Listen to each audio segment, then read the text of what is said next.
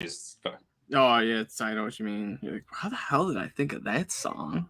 yeah, that's what the best thing about music is, right? Like, well, great way to start the show. Music just takes you to a Oh, place, and then you just like, for some reason, get all these memories back. All the lyrics come right back, and you're just like, ah, man, I sang this when I was 13. Like, Honestly, man. And while we're talking music, what not better song had the old Forward Down the Field to talk about? Not really a better song, but a song that will definitely get stuck in your head that like randomly one Sunday you'll just be like thinking like no,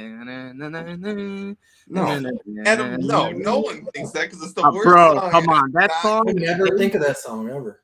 they I've beat that never- song into your brain. It's horrible. It's the worst. It's not even catchy. It's like, dude, I think of like the Barney song more than I think of Forward Down the Field in my life. Like, and that's not often. But I did just see they're coming out with a documentary about that, so I'm interested. The only time I hear Forward Down the Field in my head is when the Lions are winning a playoff game. So never. For like a half against Dallas in 2014. That's the last remnants of the notes in my head. I hear it when I go to the Lions games, and it's almost so bad I almost like just like ask for a refund. Like, not just because they play so bad. I'm like, this song is terrible. Please I'm give done. me my money back. I deserve my money. At least 58%. Yeah, don't blame me on that.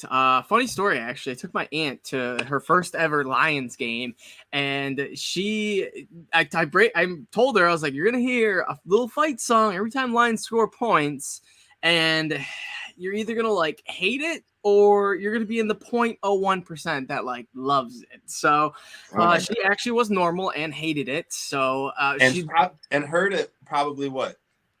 25 times? Oh my gosh, yes. It was a perfect Lions indoctrination game for a person to make their Lions, debut. You got the terrible reffing, the awful defense, the pick six, it just everything built into one. And I'm glad my aunt got to witness what it's like to be a Lions fan day in, day out. So that is our lives each Sunday.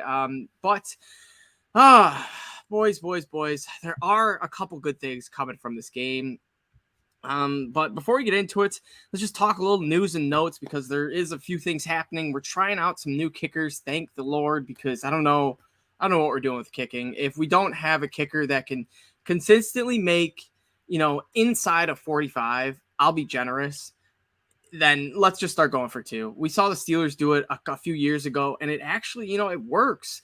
And the Lions, we got Jamal Williams, we got Swift, we got Hawk, we got Amon-Ra. Granted, a couple of those guys were playing last week, but, any of these guys, I feel much more confident giving them the ball to get 2 yards as opposed to my kicker, kicking a 32-yard extra point. 30, what is it? 36 yards. 36, yeah. 37. It's not like a chip shot like it used to be. And okay. It's kind of funny because we had, the amazing kickers in Eddie Murray, I believe, and then Jason Hanson, and then Prater, which was like 50 years of like good kicking.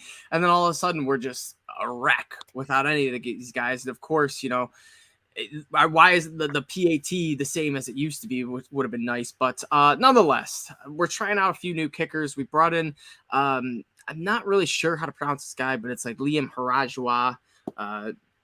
He's one of the kickers we did bring in.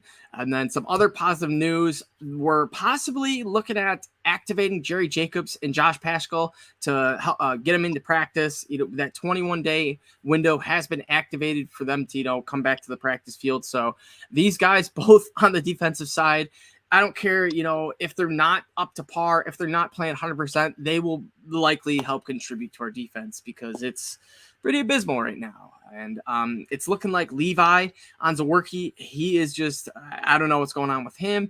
If it's, injuries are just nagging and Campbell's getting frustrated, but we can clearly see that there is some tension going on between the two. So it's TBD for when he'll be on the field. And he's definitely a guy that, wasn't a huge playmaker last year, but he's a body in the rotation. And we saw it where we've seen it these last 2 weeks. We missed John Kaminsky. So, we need some guys to step up. That's pretty much what it is. Injuries. Yeah, we did have Evan Brown these day-to-day ankle injury. Cephas, Dan Campbell came out. He said it's not looking good. An MRI is coming, so nothing is official. But all in all, hopefully we get Jonah Jackson back. Swift and I forget Swift, and there was another guy that was out. Swift and Shark and Amon-Ra, of course. Hopefully they're expected, maybe not back next week, but after next week we're on a bye, so it'll be interesting. So don't expect them back next week unless they're 100%. And we are playing New England, so not the best team, but we could use all the help we could get.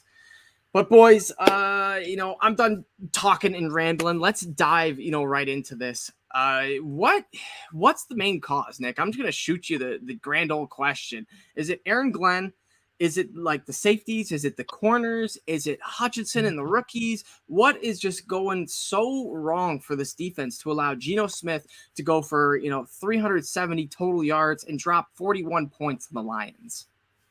It's a solid mix of both. It really is. Like, Aaron Glenn's scheme isn't working. They're not developing the secondary as they did last year. You get into these like shootout games, and it seems like Aaron Glenn just doesn't know how to control his defense. Right now, Geno Smith and those type of quarterbacks that have a very good passing percentage, completion percentage, are going to rip us apart because they know where we aren't going to be. Like, our best chance at winning games are against quarterbacks that like to take chances and give us an opportunity to defend that we can play. What we can't do is sit down man to man and play, or even sit down in zone coverage and have good enough talent around to, defend the passes and stop the run. Our run defense is terrible, and it just always seems like it is. I don't know. As a Lions fan, I don't even know how to fix that. Like, you have to get bigger and better up front. Our secondary has to get bigger and better. Our linebackers are atrocious outside of Rodrigo.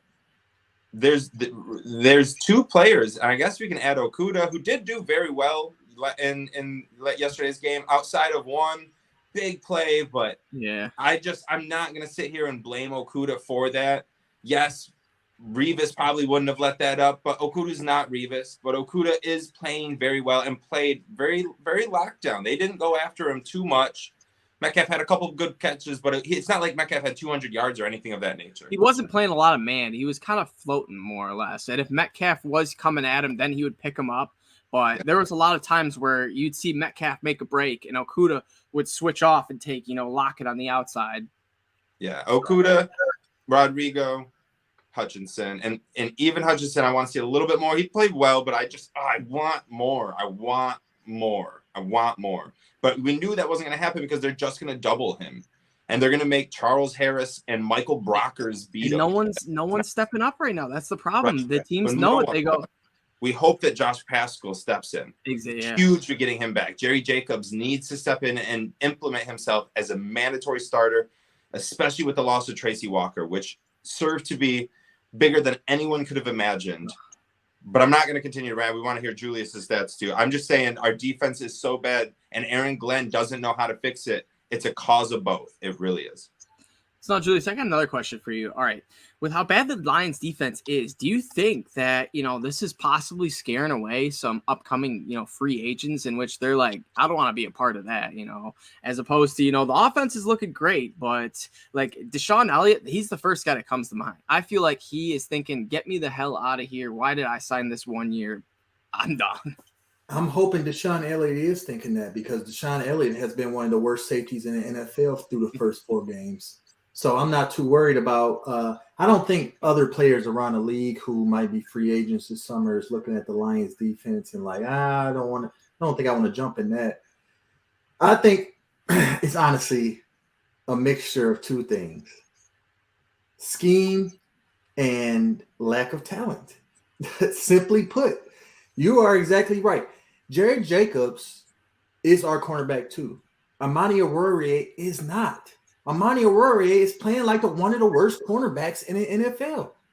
Literally a year after. The worst in PFF grades out of 99 cornerbacks. Really? Oh, and you can see it. You can just see that he is out of his league. And it's sad to see. And it got a lot to do with scheme. Amani Arorie, I said this on last week's show, is not a man cover. Mm-hmm. He cannot cover the best receivers in the league for more than 10 yards. He's too stiff. He stands up too straight.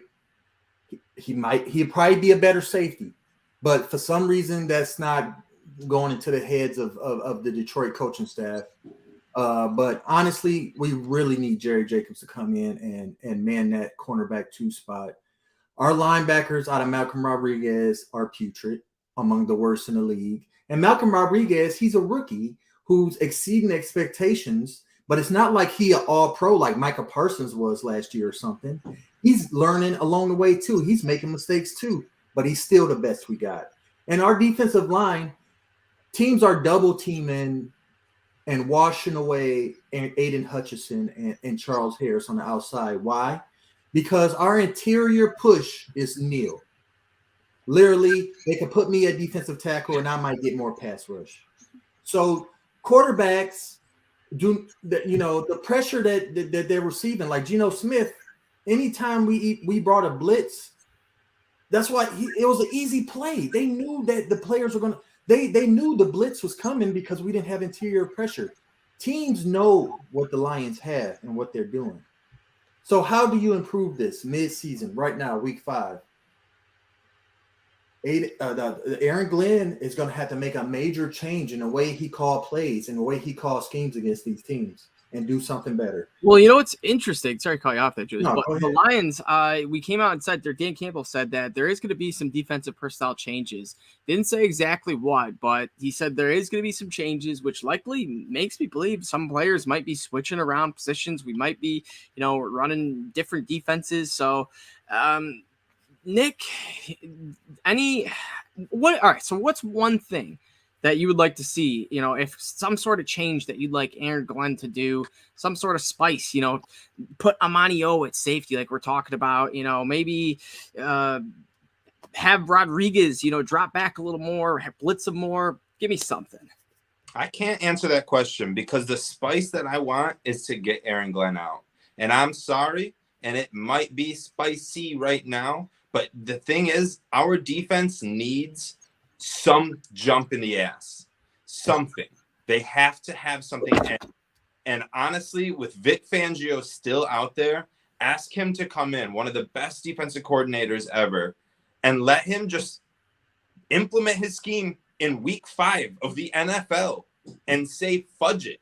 Everyone, here's a whole new defense. It can't be worse than what Aaron Glenn has done.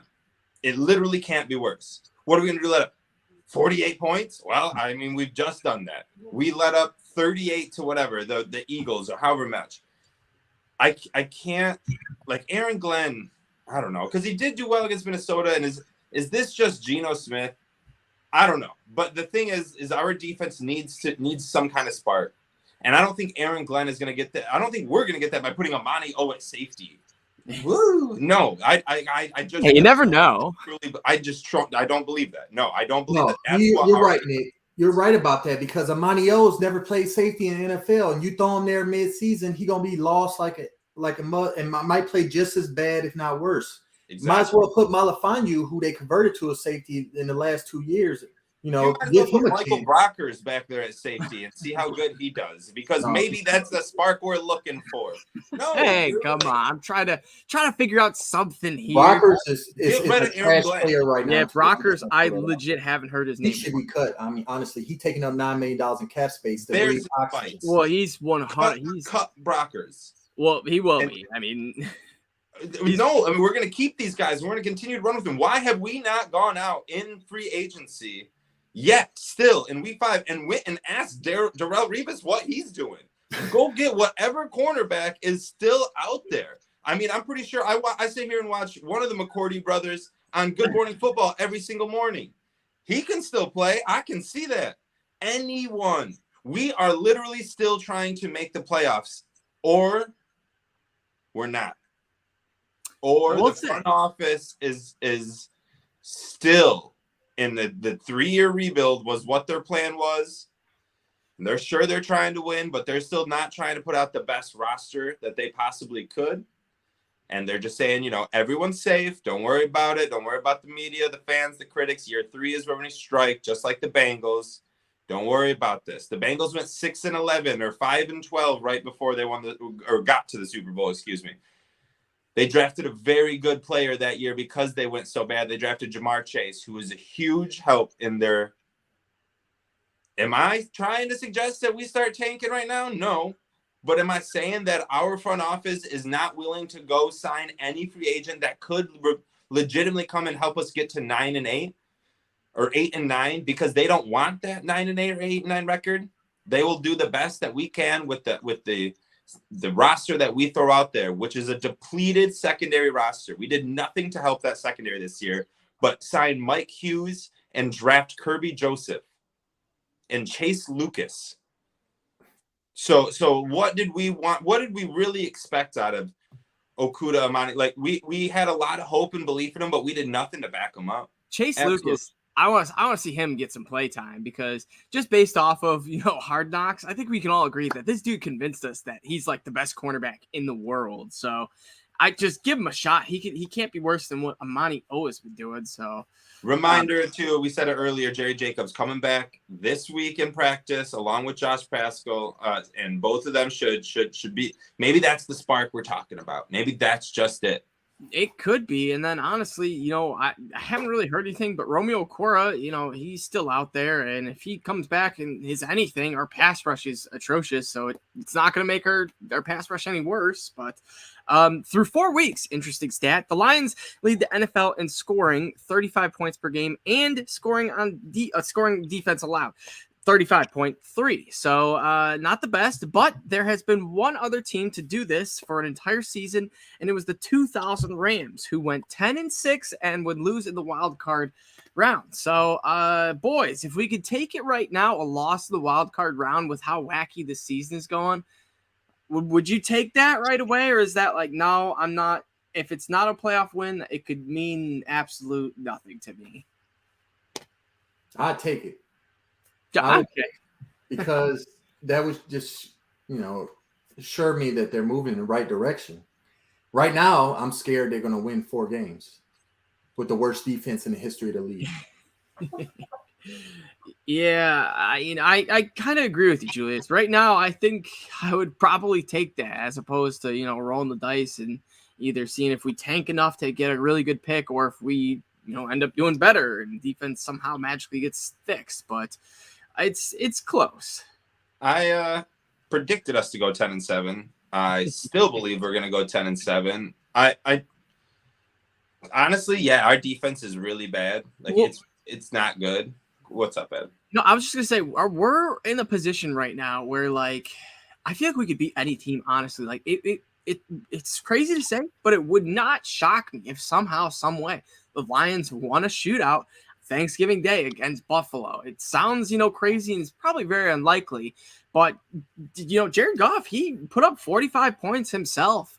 Granted Seattle's defense is pretty bad, but that, that shows me he can hit the mark when he's, protected, comfortable and hanging in the pocket. So the Lions, I feel like we're kind of in just a all or nothing position. And I hope Dan Campbell realizes that and, kind of gets a little more aggressive on some of these, 4th and shorts. And if Siebert isn't 100% drilling 45 yarders inside every day consistently in practice, then just, don't trust him. And that's fine not to trust him. We don't have ties to him. We don't, he's not our Jason Hanson. Let's go out, draft Jake Moody or that super good Maryland kicker that, just doesn't miss inside of 50 yards and move on with ourselves. But I don't know where this hate for Cyber has come from. He's missed 2 kicks this year. And both of them in Minnesota, where Greg Joseph also missed 2 kicks. It wasn't the kickers. There was something in that stadium. All kicks faded right to the right. Like, that wasn't Austin Cyber. He hasn't missed an extra point this year. What are we talking about? I see. Okay. He has been electric. He hasn't missed inside 50. He's better than Eberle, but he's still. He has Eberle sucked yesterday. Adam, I think you're missing the point that he didn't even play yesterday. Like, we had a whole different kicker, and yeah, that was an atrocious sign. Why we thought we would get this guy. Like, I agree with that. But Austin Cyber is he just missed 2 kicks against Minnesota where that stadium had a weird draft coming through it. I don't blame Cyber for that. All right, that's fair. You know, Also, we cannot just, Adam, forego any field goals for the rest of the year or extra points. You're going crazy right now. You cannot just go for it you have to get some field goals. Like that was has my to happen. idea as well. I'm cool with 2-point conversions. We can't be doing that, boys. We can't be doing that. We have to, like, I'm pretty sure we went 2 for 2 on it yesterday. Yeah, because we have certain plays drew up for it. We don't have 400 plays for that. You just don't have that in your playbook. You don't have that in your playbook. And once you show a 2-point conversion play, teams are ready for that come a 2-point conversion play or a 4th and 1. Right. Like, we've already shown so many of these short yardage plays. We're going to continue to do it. And like, Dan Campbell goes for it more than any NFL team. What are we even talking about right now? What we're saying that Dan Campbell needs to go for it more? He goes for it more than any coach in the NFL has ever done it in the history of the NFL. Like, we're talking about the wrong thing right now. But the big major thing is that this team still can go 10-7. We scored 45 points. Jared Goff, I hate to say this, looked electric. Dude, he couldn't freaking miss. I mean, it's a pick 6. So what you're asking for 52? Pick 6, that was, you're right. That was the one bad play. But outside of that, the guy put up 45 points. He was, which is so weird. We're mad right now, Jared Goff. There were bad passes. I am not saying that he is the savior. Yeah, he hit, and there's multiple passes where he hit Hawk on the money, where it was Hawk was wide open, and it was, if you don't make this throw, this isn't going to end in a touchdown. And there was also a lot of plays where Hawk had to jump up for him and bail out Goff, and that's why I'm saying that we still can improve at quarterback. But right now, our offense is putting up so much. So we lead the league in scoring, and we didn't just play Seattle's defense 4 games in a row. We played Washington that held Philadelphia to something short. I don't know. It wasn't too much. Or maybe, it was like 28, I guess. I don't know. Philly's defense, who is a stout defense, right? Minnesota's defense, who is leading the division and probably going to win the division. Their defense is good enough. We played very good defenses. We played good defenses, and we lead the league in scoring. Our offense, especially we put up 45 points without DJ Shark, Amon-Ra St. Brown, Deandre Swift, Jonah Jackson, Jameson Williams. This team can put up 50 a game. I don't give a fuck. Well, we're going to win 10 games. You make a great point, Nick. And that's why the original thing 15 minutes ago, Adam, when you were saying that the 2-2 Rams went 10-6, doing the same thing we did. I predicted us to go 10-7. We have the easiest schedule in the back half. We still can win 10-7. Like, you can't sell this season just because Aaron Glenn had the worst coaching performance of his life. Hopefully he learns. Well, you know what beats bad defense? Double the offense. So that's all we have to do is just, keep, because I can guarantee it. Like, if we're scoring 45, 30 plus points a game, we're going to go 10-6 because it's not going to happen every week. Granted, we're going to play better quarterbacks than Geno Smith, but I don't know. Leads the league in completion percentage. Yeah, he's a very underrated quarterback. He's super underrated as just like your Tyrod Taylor, Duncan Dink kind of quarterback. He does. DK Metcalf bailed him out a few times, but he's. Yeah, if we like Marcus Mariota, I bet we beat Zach Wilson, Baker Mayfield. These are bad quarterbacks that we are easily going to beat. Like, we're winning 10 games. Justin Fields is going to be super interesting. Yeah, that's true. I think, Minnesota lead, and we get them again at home. We're winning that game. Let the Kool-Aid flow, boys. We are out of it yet. I ain't going to let any of this slander bring any of this down. The Lions aren't out of it yet. I'm not saying we out of it, but our defense's last performance, honestly, like, I don't trust in any game. We could lose to anybody. You say we could beat anybody scoring 50 points a game. I hope so, because we can also lose to anybody if our defense is just unable to have a consistent approach. I mean, no punts. I mean, Geno Smith. I just don't understand if it's Aaron Glenn. If his plan is that bad, we're not going to get better as a defense until he's fired. So let me just combat this by saying, like, it was so atrocious. It was awful. It was so bad. But again, as I alluded to earlier in the show, Tracy Walker, first game without him. Huge. He was a huge impactful player on our team. Deshaun Elliott now led the team with Rodrigo in tackles yesterday. Elliott and Rodrigo both had 11. That's not how it's going to be for the rest of the season. When injuries like that happen, it takes a game to adjust. But in my opinion, we have some of the best coaches, especially Aubrey Pleasant. I was going to say Calvin Shepard. He's linebacker coach, so I guess it doesn't really partake in what I'm talking about. But he's still a great coach. Anyways, we got very good coaches, I think. And that includes Aaron Glenn. I think he's a really good coach. I think he's a good coach. I know right now he's not looking like a great defensive coordinator, but I think he's a good coach. They will right the ship. Dan Campbell won't sit here and let 40 points a game happen. It just won't happen. I think that the sudden loss of Tracy Walker was bigger than anyone thought. We couldn't adjust. We fell back on our heels and never caught our footing. As soon as we did, the one time we did, the referees gave them a free play. Yeah.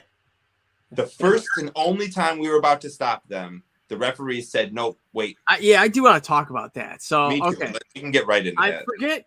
So I was at the game on the opposite side of the stadium of where the play happened. So I was, back right corner, and the play was, opposite left corner-ish. And I didn't hear any type of play being blown dead because I forget what Lions beat reporter. One of the Lions beat report did come out and said, "Stop making excuses. This play was blown dead, towards the right at the end of the play." So I guess, either Geno Smith or someone, it was just a dead play right at the end. So it was full speed up until the last 2 seconds where the refs caught it and blew the whistle. No one in the stadium heard that. So when they were like, "Oh, the clock wasn't start, we're going to redo third down."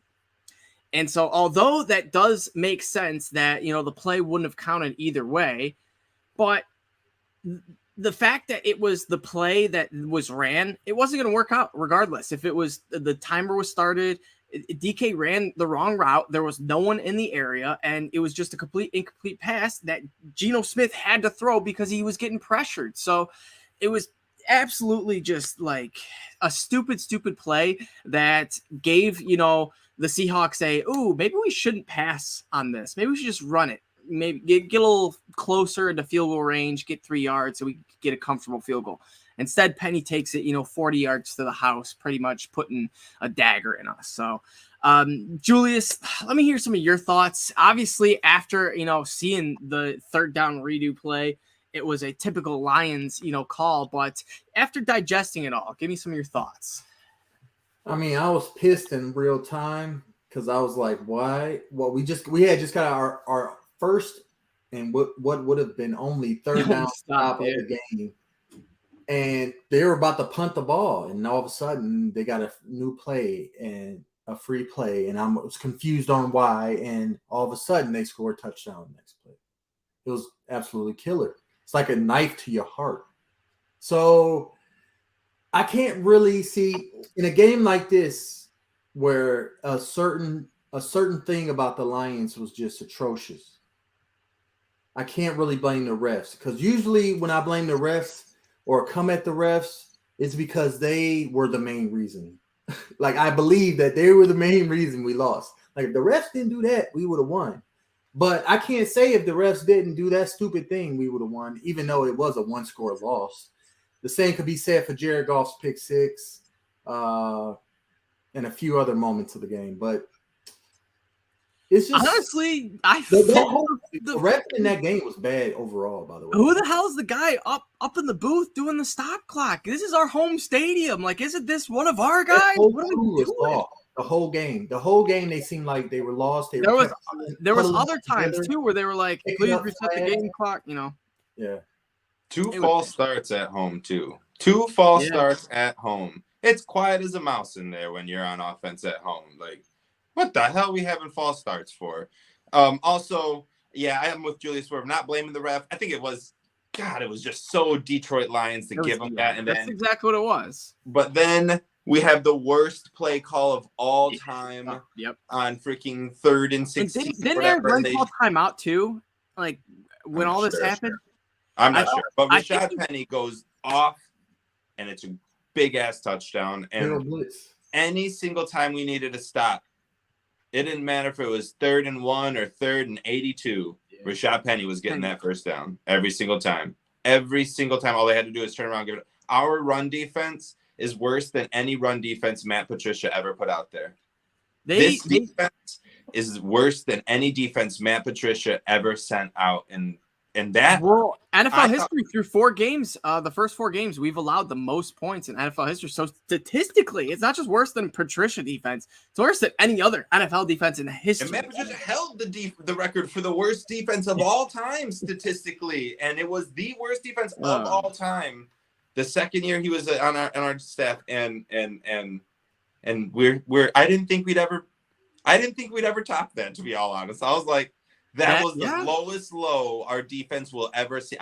Even the 2008 Lions 0-16 defense was not as bad as that Matt Patricia defense. I was like, there's just no way. There's just no way we'll ever come back. We'll never have to talk about this. Like, I could safely say for the first 3 years of this podcast that was the worst defense I ever saw or ever happened in the entire NFL, dating back to 1900. And now I can safely say that our defense is worse through 4 games than that defense, and that sucks. We need to step it up. We need to be all right.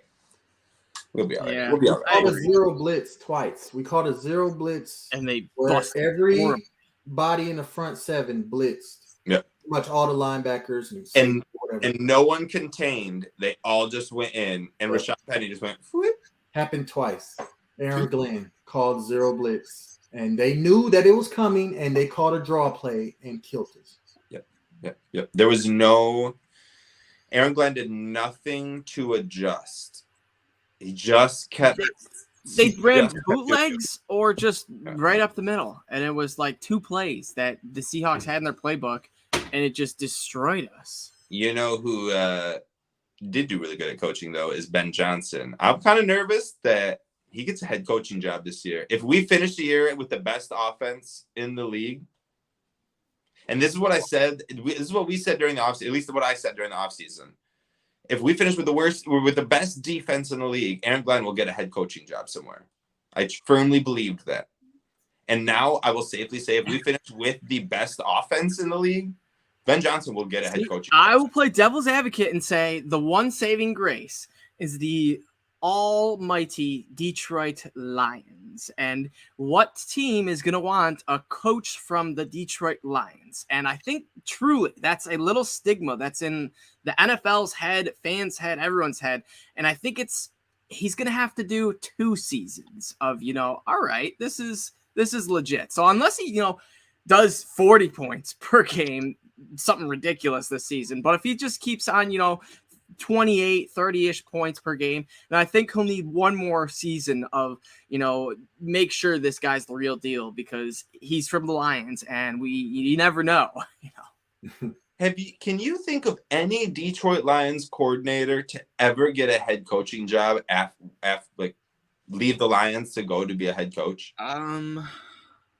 For 30 years, I don't think there's been one. I don't think I can think of. There's not one head coach, or one coordinator or assistant coach or anything that went to be a head coach. Yeah, because the only ones I could think about is like Caldwell. He got fired, and then he got. I know Caldwell never got a head coach. He never coached again. Yeah, he never. Yeah, that's right. Yeah. Okay. That's normally what happens. Is you just never coach. Yeah, Gunther Cunningham, who had been a head coach, and then he was our defensive coordinator. I think after he left us, he got an interim head coach job. Nah, it doesn't count. You got to start the season. But that's about as far as I think it goes. You're right. What am I talking about? Ben Johnson ain't going nowhere. Never mind. I was just thinking about that. I was like, wow, dude. No head coach, no coordinator, no nothing. That's crazy. All right, boys. I'm going to bring up a couple of stats on 2 players, player A and player B. And I want you to tell me which guy you want. I'll have to repeat it for Julius. But, Nick, for you, this guy's got 33 total tackles, 25 solo tackles, 8 assisted tackles, 5 stuffs, 4 stuffs, which I assume is just, fill in the gap stuff run at the 1 yard line. I don't know. But they're good, obviously. And then 1 forced fumble. And then this other guy, player B, has 38 total tackles, 20 solo tackles, 18 assisted tackles, 2 stuffs, and 2 interceptions. Player A or player B, and then if you haven't figured it out, I'll let you and the fans know. It's like honestly a pretty it's a pretty fair question. It really is. Like, do you want someone? I'll go with the guy with 2 picks just because I'll take the turnover. Exactly. Well, the 2 guys are Malcolm Rodriguez, player A, and the other one is Devin Lloyd, rookie of the year favorite as of now. So one we got in Malcolm Rodriguez 6th round, the other one in Devin Lloyd. So Julius, I'm just gonna repeat this question for you. I asked Nick about stats from 2 different players, player A and player B. So player A, 33 total tackles, 25 solo, 8 assisted tackles, 4 stuffs, and a forced fumble. Then player B has 38 total tackles, 20 solo, 18 assisted, 2 stuffs, and 2 interceptions. And so I think me and Nick both agreed, do you want a better run defender or a better pass defender? And that's kind of the only toss-up I see in between these two. So player A or player B? I mean, I probably take the guy with the 2 interceptions because of the turnovers. I think so too. Heard Nick almost kind of say something similar as I was coming back, but I mean, we need turnovers on this defense. You know what I'm saying? Agreed. And although we don't have the guy with 2 turnovers, we have the guy that's just as good, and that's Malcolm Rodriguez. And who has a turnover? He forced a fumble, and he honestly, right now at plus 2,000 on FanDuel, his defensive rookie of the year odds are phenomenal. I think this dude is going to finish as a top 3 finalist.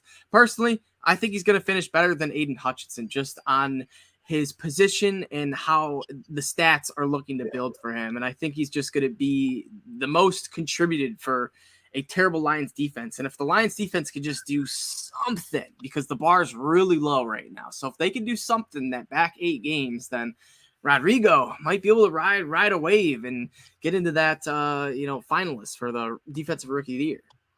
I would be so freaking happy if Rodrigo won. I'm wearing his shirt right now. I like it. You got the Rodrigo. Nice. I think the Lions should let Rodrigo loose. I think so too. Yeah, like make him linebacker 1. And then real quick, Jules, keep in mind, between him and Devin Lloyd, honestly, Rodrigo's only played 210 snaps. Lloyd's played 272. So an extra 62 snaps that Lloyd's played, which honestly, you give 62 snaps to Rodrigo, and he's making a play on a few of them. That's another reason why I think the Lions are waiting for next year. I really think so. I bet they would push him to do 270 plays in a year, like up to the first 4 games.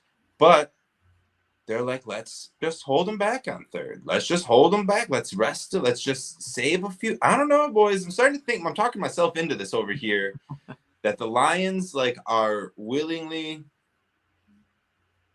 just okay with not winning more than 5 or 6 games this year. Thank you.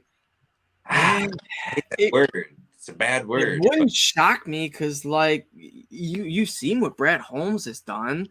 It's like this dude's puts on a masterclass in the back half of rounds. So if we could spoon feed him, a top 10, a gimme like we've done with Penne, we've done with Hutch, let's keep it simple and allow him to really focus on, rounds 4 to 7, because, we've hit with Amon-Ra and Rodrigo, in which these both guys are, huge playmakers on both sides of the ball. So missed so far on Levi though, big time. That was a tough one. And honestly, round pick that plays. For real. We're gonna see, man.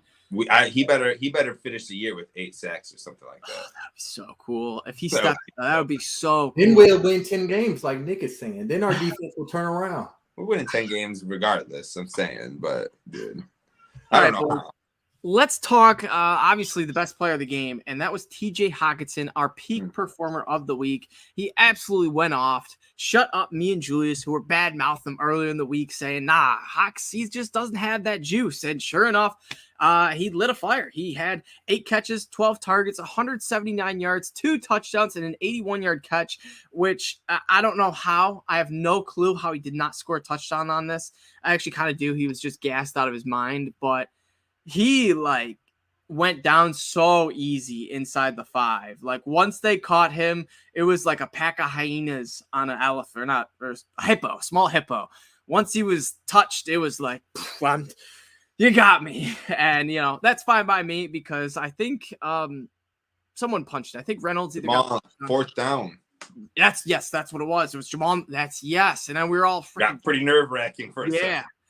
Yeah, so we did punch it in, but nonetheless, Hawk, Julius, obviously he's not going to be posting, 179 each week.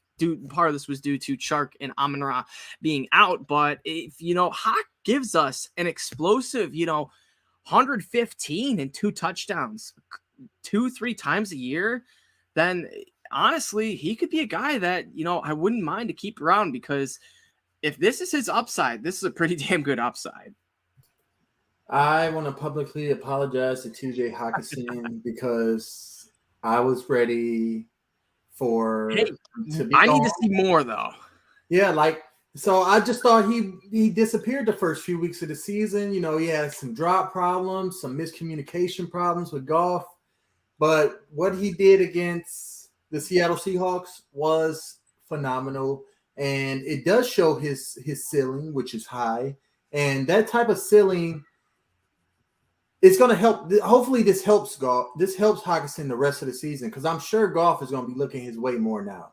He's going to be looking his way more now because when a player does this, the quarterback trusts that player more. You know what I'm saying? So after Amon-Ra did it a couple times, Goff knew had Amon-Ra in his head. And the same thing for Hawk. So if this continues, we're going to have to pay the man. We're going to have to pay him. And honestly, if he, like you said, Julius, if he could keep on this path, not necessarily doing this week in, week out, but as long as he could do it, once every 4 games-ish and be productive. And he's not going to put up 180 yards a game like that. He's not going to do that. But, I mean, I take 7 catches on 10 targets for 70 yards and a touchdown here and there. That's Pro Bowl stuff. And yeah, it's a huge confidence boost. And I agree with you, Julius. I think Goff was a little bit, weary on Hawkinson these first 3 games. And he knew Amon-Ra was his boy. He knew Reynolds was his boy. And Chark, had made some good plays. And Hawk was kind of pushed the curb. But we needed Hawk to step up. He had to be counted on. And boy, did he step up. So definitely some good chemistry coming out of that game, if anything. Hawkinson is very good at blocking. He's very good. He's not elite talent. Great game, big game. Just won't be the consistency that you want. But we have to pay him because he's top 5. You can't just sit there and develop a new tight end. It's just too hard to do that. We saw a false start for Brock Wright yesterday. That was a big false start. That's the kind of stuff you get with inexperienced tight ends. Hawkinson is experienced. He'll make the right block. He knows what he's doing. He's getting stronger. We saw injuries in the first couple years of his career. And if we see a big healthy season this year, that's a big positive sign for me. We're going to have to pay him. But in that meantime, we probably won't be paying Goff the same amount of money.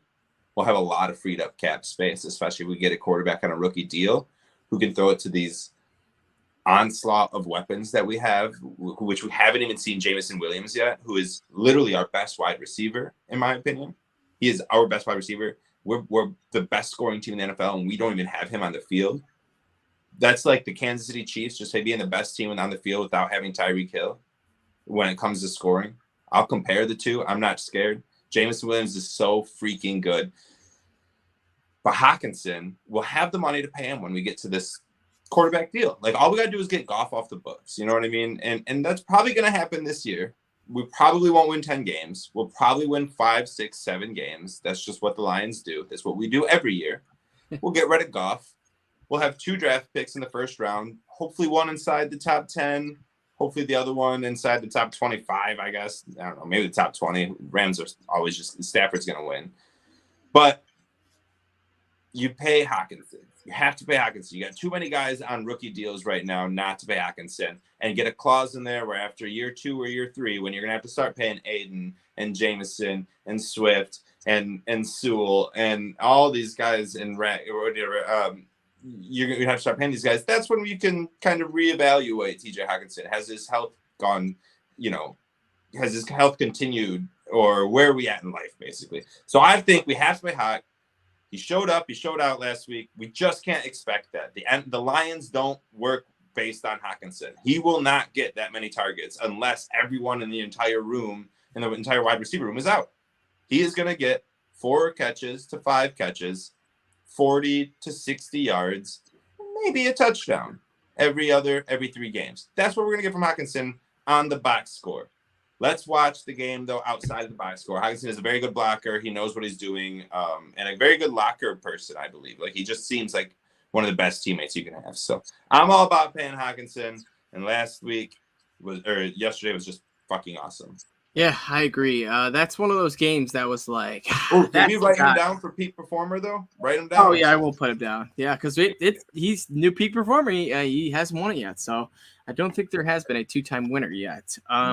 But boys, a little news that could help out the Lions, and oh my gosh, hopefully we do look at this guy, because the Bears just released kicker Michael Badgley after going 4 for 4 Sunday against the Giants. So a guy who, I'm sure you guys know the name. He's a solid kicker for the Chargers, has bounced around, but ultimately I definitely want him more because he's coming from the Bears. So let us know those secrets you got in there. And then, he just went 4 for 4. So, and he filled in too for Cairo Santos. So if he filled in once going 4 for 4, let's see it again. Lions, I know you're listening. You always do.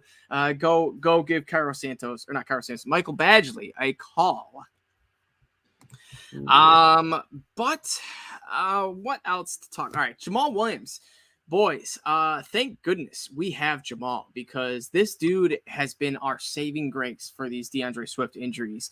And by that, I mean he has absolutely stepped in and just became an absolute beast, and just, took it to the house, 51 yards, had 2 touchdowns on the day, did have a couple drops, and that, that's ultimately why Jamal Williams isn't in RB1 on, the Lions or most teams, and why he won't, ever overtake Swift, because I did hear a caller on 97.1 ask about that, and there's just Swift's talent is just unmatchable. He would have done 150 yards plus this week. But nonetheless, Nick, Swaggy has been producing for us, and I think he's going to be hitting all the overs on our early season predictions. I was wondering about what I think we had at like 500 or 550. Yeah, it was around 500. Yeah. Yeah, definitely should be hitting that over. I wonder who put over. It's all the way over there, so we'll just have to wait till the end of the year to remember who put the over for it. I hope I did. Yeah, I was very happy to see him not dance after his touchdown. I was super happy. Like I did a little. He did one. He literally did one little like thrust, and then someone came over and did like a little, like pointed at him, like alluding to like his thing or something. And then he didn't do it. And I was like, I like that. So I wonder if he, talked with the refs and was like, I'm going to do this. Or you're not going to flag me for it. Right. Right. And that, that's honestly the way to go. I feel if you got a good celebration, just, talk to the refs before the game. Is this cool? Or will you call this? And if they do call after they say they won't, then there's some dirty lying bastards, but hopefully they're nice, honest refs. But yeah, I we're mean, talking Jamal Williams right now. Was good. He was good. Swaggy was awesome. You know what I mean? Like he just came out, showed up. Craig Reynolds played big when he needed to. I kind of wish we would have used Craig Reynolds a little bit more. I agree. He only had 2 touches, and one was a 15-yard rush. So. Yeah, exactly. He's a little bit swift. I think he's a little bit more. I don't know. He hits. Doesn't always make the right cut, but when he does make the right cut, man, he's a lot shiftier than Jamal Williams. So I wish we saw a little bit more Craig Reynolds, but both of them played really well. I mean, honestly, our offensive line, I think all 3 of us could get a solid 60 yards behind them. They're just a really good offensive line to run behind. Now, all right, Julius, I got a question for you. Jamal Williams is on his last year of his deal. So do you think the Lions are, looking to re-sign Jamal, or do you think we're looking at Craig Reynolds saying, hey man, this guy could probably fill the void and he's not nearly going to, ask for as much or cost as much? I mean, if I was a betting man, I put my money on Jamal Williams not being a Detroit Lion past this season. And honestly, it's because they're dominant. What you can get in Jamal Williams, you can get in somebody else. You can get in Craig Reynolds, I believe. I believe if you gave Craig Reynolds, let's not underestimate how much. I'm not underestimating him. I'm not underestimating him. He's a great player. He's very passionate. He's a player, whatever, but locker room presence. Oh, the locker room presence. I'm not undermining that either. I mean, he's a You're not getting that Craig Reynolds. I love Jamal Williams. I wrote on Twitter yesterday, I love Jamal. These were their exact words. I love Jamal Williams. I'm going to buy his jersey. His jersey is being shipped to my house right now. I understand. I really do. But, when it comes to money and when it comes to the running back position, if I was a betting man, I would think that this business decision-wise, they'd be comfortable moving on from him after this year instead of giving him a new contract. It's nothing against him. It really isn't. And honestly, Deandre Swift is the guy. He might not even be the guy, though, if he can't stay on the field. So who knows? Maybe we might want to bring him back because we need insurance because we don't know if our main guy would be on the field. So, yeah, I think he won't be in Detroit next year. Agreed. Another team will probably just overpay. That's why he won't be. It's not that he wants to leave Detroit. Right. It's that we're not going to match what a team is like saw on Hard Knocks and saw on field, that they're going to just overpay $5, $6, $7 million for him for a year or two to bring that coaching, that energy, that swagger, that camaraderie with the fans. He's a great marketing piece. He's a great marketing piece. And I think a team is going to see that and use that.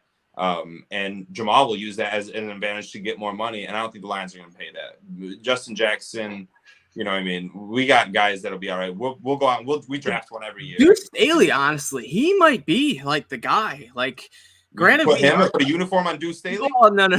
Well, shit, Staley being the guy, but he's got like that secret sauce, and he dishes it out. He's like, "Here, Swift, you have some of this. You're getting the most. We'll give some to Swaggy, and Craig Reynolds will give you a little secret sauce." And it's been working. And granted, part of this is because the offensive line has just honestly been phenomenal. The run blocking, if it's been Evan Brown, Big Skip coming in, Sewell, whoever, it's just been very, very good. And I don't know if there's like scheming to run blocking, like play calling, but whatever Deuce Staley's doing, he's doing a great job.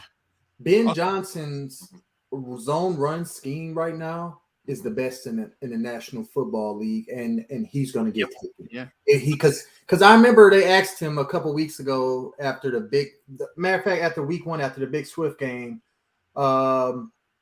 is there anything? He said he wasn't pleased with the performance after like 200 rushing yards in the game. He was like, we can do better than that. Like, I honestly think it's a lot of room to grow, and we can do better than what we did. When he said that, and now I'm seeing what he's doing with a ragtag group of – not ragtag. We got Rag now. We got Decker. We got Sewell. But with the injuries on the O-line and Swift, you're not missing a beat. We still rushing all over teams. Ben Johnson. Shout out Hank Fraley, offensive line coach, doing an amazing – also bought us some beers when we were down in Mobile at the Senior Bowl, and we got to talk with him for a little bit. Him and Kelvin Shepard. That's why they're my favorite. But he's also just an amazing coach. Hopefully he doesn't get like a coordinator job soon. Hopefully everyone just stays here for another year. We'll talk about the defense, but on offense. So Nick, this does, could you see Ben Johnson moving laterally, as in taking a different offensive coordinator job? If it's, maybe the Bills not this year, not next year, but by like year 4 or 5, if he's still producing but no one's calling or he's not getting anything. Yes, I could see him going to a team that would maybe give him more reputation on the streets, basically. Yeah. Detroit is like not it, you know what I mean? But not this year, not next year, not in 2 years, nothing like that. Yeah, 100% agree. All right, so To wrap things up, we head on to New England this week, and probably one of the tougher stadiums to play in. Bill Belichick, you can't ever count him out. And honestly, I don't think it matters what quarterback we're playing, if it's Bailey Zapp, Brian Hoyer, or a hurt Mac Jones. So either of those guys, I think they're all pretty similar into what we'd expect. And, honestly, like I could see 250 yards, 2 touchdowns, and an interception for, all these guys, just because the Lions defense has not shown it. The over-under is set at a shockingly low 46.5. I don't know if they didn't see what, Bailey Zapp did when he stepped in for Brian Hoyer against the Packers. He played pretty well. And, if he did that against the Packers, he will definitely be able to tear apart the Lions. But who knows? It might be Hoyer, it might be Mac Jones. Nothing's clear yet. The Lions are a 2.5-point underdog. So, Nick, first road game since that tough Vikings loss. Give me some keys to victory and, tell me how we win this game. You're going to start by having to stop the run. You have to figure out, you have to bow up. You got to man up. Figure it out.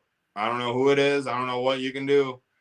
But if you can't stop the run, we all know Bill Belichick will literally run 400, 500 yards on us easily. Damian Harris, Ramondre Stevenson will have a heyday. So you have to man up and you have to stop the run. Bailey Zappe's not going to beat you. Jacoby Myers ain't going to beat you. Kendrick Bourne's not going to beat you. Okay, they don't have a DK Metcalf. Bailey Zappe is not Geno Smith. Geno Smith is a very high IQ quarterback. Bailey Zappe is a very young quarterback. It will be a different show. We will not see 48 points put up against us. This game is going to be very similar to the Minnesota game, in my opinion. We have to stop the run. We have to. I'm not even going to talk about our offense because I don't really care about it. We have to stop the run. Yeah, and this comes off a team that we just saw last year. They won a game against the Bills, passing the ball 2 times and rushing it however many times. Right. But they got the win. So that's what literally running the ball the entire game. So Belichick knows he can do it and is likely thinking about it. So, Julius, keys to victory. Hold on. Do I get a prediction? Okay, I always skip the predictions. Give me the prediction. Oh my gosh, Adam. You're trying to skip through the predictions, trying to rush to the end. I am going to say the Patriots win this game 30-28. Take the over, though. Yeah, I agree. I think there will be some points in the game, and I do think Stevenson and Damian Harris are going to, give us some problems. So, Julius, keys to victory and a score prediction. The Lions are the better team, even on paper, even on film. The Patriots and their quarterback injury mess, there's no way that Aaron Glenn doesn't shut down whatever passing attack. Because, I already know New England going to come out. Matt Patricia going to think he can bootleg play action just like Seahawks, Smith did. Forgot Matt Patricia. Yeah, I know. It's a revenge game. Bring that up, Julius. All right. He going to put Bailey Zappe on these bootlegs like Geno did. They're going to do the draws, thinking we're going to run 0 blitzes on 3rd and long, just like Geno and the Seahawks did. They're going to copy. They're going to try to copycat. They're not built for it. There's no way. The Lions, all they got to do is shut down the run. Just like you said, Nick. New England has a decent running attack with who's their running backs? I know Stevenson and Damian Harris. I mean, the offensive line is really good at this. The run blocking they do. The tight ends are good at run blocking. They can get loose on us if we want to play if we want to play in that shell that we played against Seahawks and just let them push us around at the line of scrimmage. They can have 200 rushing yards on this defense. But we got to make sure that don't happen. Okay. Is this Matt Patricia revenge game, bro? This is a Matt Patricia revenge game. Oh God! And what the Lions need to do offensively is establish the run. The New England is not great at stopping the run. They have a way better secondary.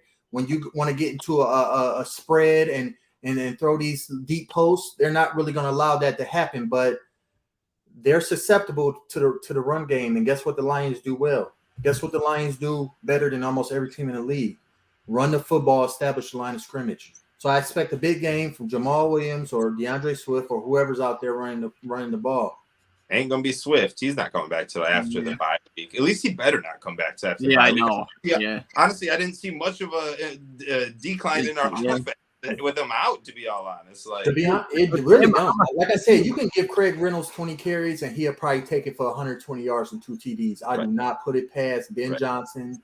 This offensive line that we have in Detroit. I'll bet you Justin Jackson could put up 85 yards against. He had a decent game on limited touches. You know what I'm saying? Got a touchdown. Got a tutty. You know what I mean? But for a prediction, though, I mean, I'm just going to last week I said there's no way Dan Campbell doesn't learn from that disaster of game management against Minnesota and comes back against the Seahawks and that kind of thing happens again. It didn't happen again, but we lost another way.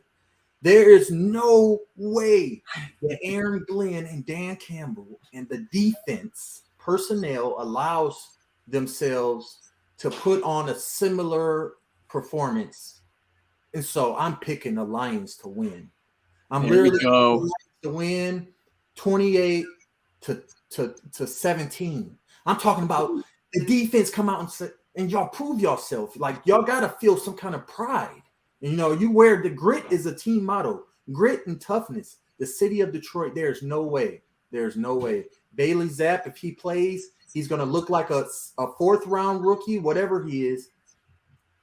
I'm picking the Lions to win. I like it. I like it. Grit, baby, grit. Yeah, I agree with you, Julius. I think the Lions are going to score 28 points on a victory, too. I got 28-24. Lions get the dub. I agree. I think Bailey Zapp's going to, he's going to have the yards for a solid game, but I wouldn't be surprised if we get a couple of interceptions or just, rookie mistakes. And honestly, it might not even be Bailey Zapp. It could be Brian Hoyer. And like I mentioned earlier, these guys are pretty much all the same to me. Mac Jones, 100% healthy, would obviously be a little bit better, but if he's banged up coming out there, then he's no different than, seeing Bailey Zapp or Brian Hoyer.